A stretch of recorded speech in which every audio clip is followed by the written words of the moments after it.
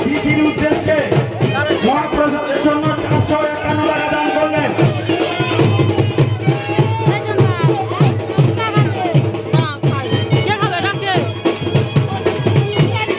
আরতি মন্ডল, বাড়ি কলকাতা গোপালনগর, উনি দান করলেন 501 টাকা। ছবি ঘরোই, বাড়ি কলকাতা, উনি দান করলেন 101 টাকা। গৌরব মিস্ত্রি গোয়ালারা, উনি দান করলেন 201 টাকা। শান্তনী মন্ডল, বাড়ি কলকাতা, উনি দান করলেন 301 টাকা। নমিতা মাঝি, ঈশ্বর প্রফুল্ল ঘোষ, তার পিতার চিঠির উদ্দেশ্যে উনি দান করলেন 101 টাকা।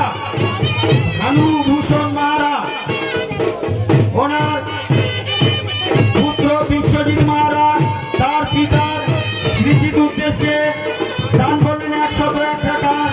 সুদীপ ময়রা বাঁশবেড়িয়া, উনি দান করলেন 401 টাকা। কৃষ্ণ বেড়া, বাড়ি নারায়ণপুর, উনি দান করলেন 101 টাকা।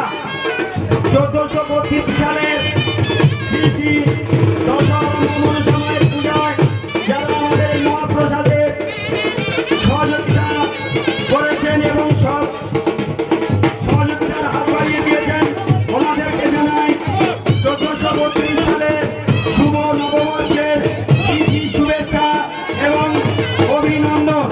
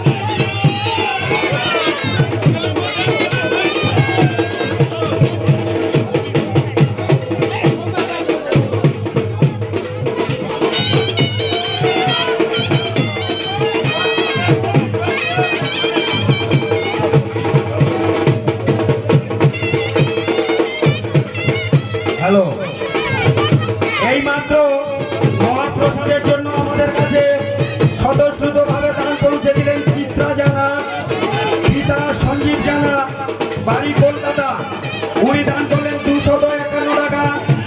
ওনার এই দান আমরা স্বতঃস্ফূর্তভাবে সাদরে গ্রহণ করলাম এবং 1432 সালের শুভ নববর্ষের প্রীতি শুভেচ্ছা এবং অভিনন্দন।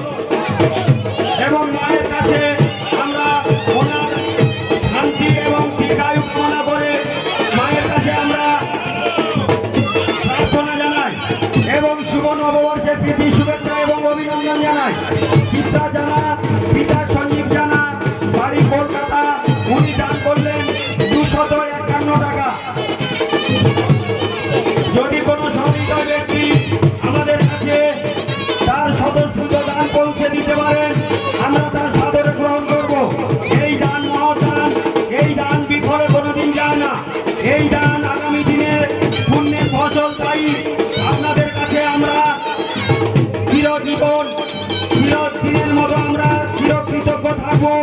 তাই যদি কোনো সহৃদয় ব্যক্তি আমাদের কাছে এই দান পৌঁছে দেন, আমরা তা সাদরে গ্রহণ করব।